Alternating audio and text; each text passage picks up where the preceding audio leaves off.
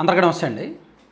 రాజకీయ ప్రత్యర్థుల మీదకి ఉన్నపలంగా దూకుడుగా చట్ట వ్యతిరేకంగా వెళ్తే అది కక్ష సాధింపు, రాజకీయ కక్ష సాధింపు కిందకు వస్తుంది. కానీ అవతల పార్టీ తప్పు చేస్తున్నప్పుడు, నిబంధనలకు విరుద్ధంగా నడుచుకుంటున్నప్పుడు, భూములను కబ్జా చేసి కార్యాలయాలు కట్టించుకున్నప్పుడు చట్టపరంగా ప్రభుత్వం చర్యలు తీసుకోవడం అది రాజకీయ కక్ష సాధింపు కానే కాదు. ఒక రకంగా ట్రాన్స్పరెన్సీ, ప్రభుత్వ పారదర్శక పాలనకు కూడా నిదర్శనం. అలా చేయకపోతే వాళ్ళకి ఎక్కడో కాంప్రమైజ్ ఉందేమో, వాళ్ళు ఎక్కడో కాంప్రమైజ్ అవుతున్నారేమో, లేదా వాళ్ళకి వీళ్ళు భయపడుతున్నారేమో అని అనిపిస్తుందా కాదా? ఎందుకు ఈ మాట అంటున్నానంటే, సో వైసీపీ ఆఫీసులు, వైసీపీ కార్యాలయాలకు సంబంధించిన ఈ వీడియోలో నేను కొంచెం డీటెయిల్డ్గా చెప్తాను. రాష్ట్ర వ్యాప్తంగా జిల్లాల వారీగా వైసీపీ ఆఫీసులు ఉన్నాయి. సో మీరు కంటెంట్ చివరి వరకు చూడండి. కంటెంట్ నచ్చితే సబ్స్క్రైబ్ చేసుకోండి కొత్త వాళ్ళు, లేదా షేర్ చేయండి, లైక్ చేయండి.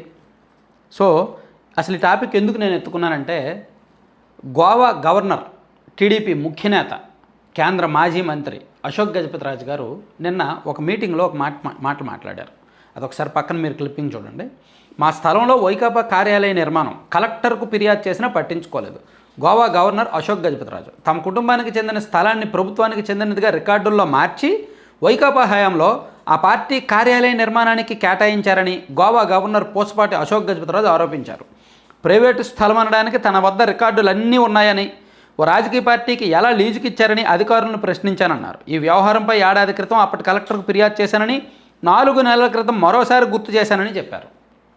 ఒక గవర్నర్, ఒక కేంద్ర మాజీ మంత్రి, ఒక సీనియర్ పొలిటీషియన్ జిల్లా కలెక్టర్కి తన భూమిలో ఒక పార్టీ ఆఫీస్ కట్టారయ్యా, దాని మీద చర్యలు తీసుకోండి అంటే కలెక్టర్ స్పందించలా.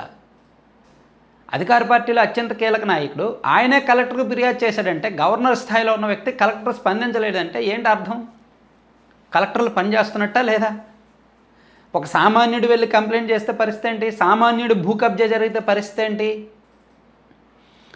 సో చాలా దారుణాలు ఉన్నాయి. విజయనగరం రింగ్ రోడ్లోని సమీపంలో సర్వే నెంబర్ 569లో మా కుటుంబానికి చెందిన స్థలం ఉంది. వైకాపా అధికారంలోకి వచ్చాక 2021 అక్టోబరు 2022 ఫిబ్రవరి మధ్య రికార్డులను మార్చారు. దీన్ని వదిలిపెట్టిన ఆస్తిగా పేర్కొనడంతో పాటు ఎవరిని సంప్రదించకుండా అప్పటి అధికారులను మభ్యపెట్టారు. అనంతరం వైకాపా కార్యాలయ నిర్మాణానికి కేటాయించారు.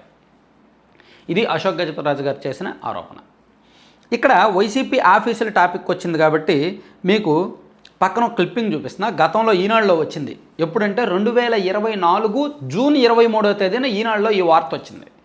అక్కడ జిల్లాల వారీగా వైకాపా రాజప్రసాదాలకు కేటాయించిన భూములు, రాష్ట్రంలోని 26 జిల్లాల్లో వైకాపా కార్యాలయాలకు కేటాయించిన భూమి విలువ వివరాలు ఒక పట్టికలో వేశారు చూడండి.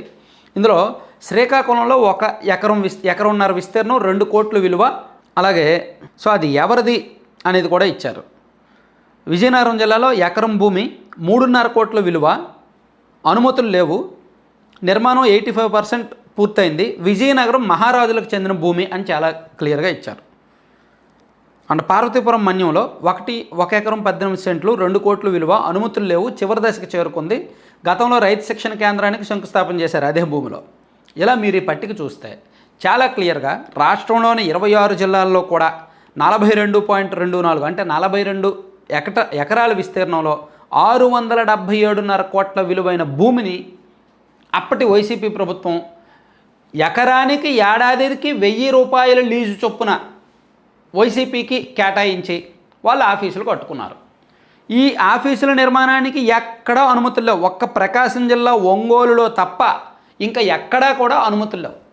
ఏ బిల్డింగ్ కట్టాలన్నా, అది పొలిటికల్ పార్టీ ఆఫీస్ కావచ్చు, ఈవెన్ గవర్నమెంట్ సెక్రటేరియట్ కావచ్చు, ప్రైవేట్ వ్యక్తి హౌస్ కావచ్చు, ఏదైనా సరే తన సొంత భూమిలో కట్టాలన్నా ప్లాన్ అప్రూవల్స్ ఉండాలిగా, మున్సిపాలిటీ అప్రూవల్ ఉండాలిగా, పంచాయతీ పర్మిషన్ ఉండాలిగా. కానీ వీళ్ళు దేనికి పర్మిషన్ తీసుకోవాలి. సో ఇలా అడ్డగోలుగా కట్టారు. ఈ రాజప్రసాదాలు ఎలా ఉన్నాయో మీరు ఒకసారి చూడండి. కర్నూలు, విశాఖపట్నం, కాకినాడ, పశ్చిమ గోదావరి, పల్నాడు, సో ఎక్కడెక్కడ ఏ జిల్లాలో ఏ విధంగా కట్టారు రాజప్రసాదాలు అనేది కూడా అప్పట్లో ఈనాడులో వార్తలు వేశారు.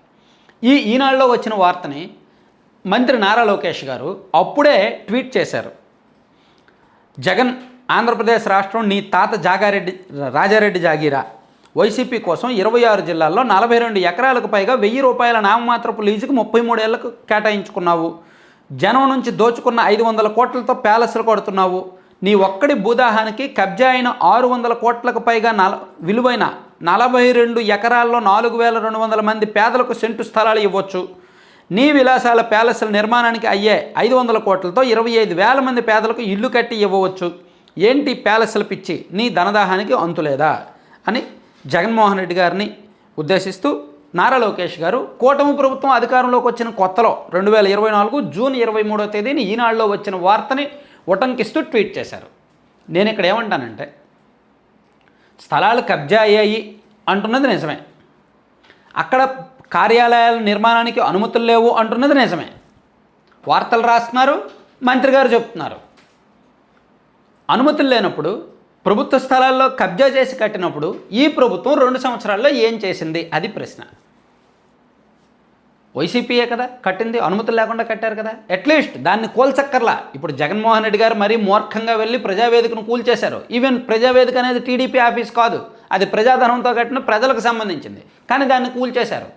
ఇక్కడ కూటమి వాళ్ళు వైసీపీ ఆఫీసులను కూల్చేయక్కర్లా, అట్లీస్ట్ దానికి నోటీసులు ఇచ్చి తగిన అనుమతులు తీసుకోండి, లేదా మీరు పలానంత రుసుము కట్టండి, లేదా ఈ భూమి విలువ ఎంత, ఇది ప్రభుత్వ భూమి, మీరు కబ్జా చేశారు, లేదా మీరు నిబంధనలకు విరుద్ధంగా వెళ్ళారు అని చెప్పి కోర్టులో అయినా ఫైట్ చేయండి. అంటే ఇక్కడ ఏదో ఒక యాక్షన్ తీసుకోవాలి.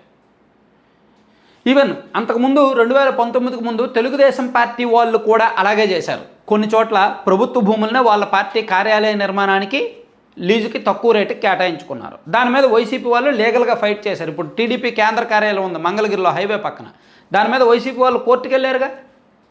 అంటే వైసీపీ వాళ్ళు రాజకీయం చేయాల్సిన చోట రాజకీయం చేస్తున్నారు, టీడీపీ వాళ్ళు రాజకీయం చేయాల్సిన చోట కాంప్రమైజ్ అవుతున్నారేమో అనిపిస్తోంది, లేదా భయపడుతున్నారేమో అనిపిస్తోంది.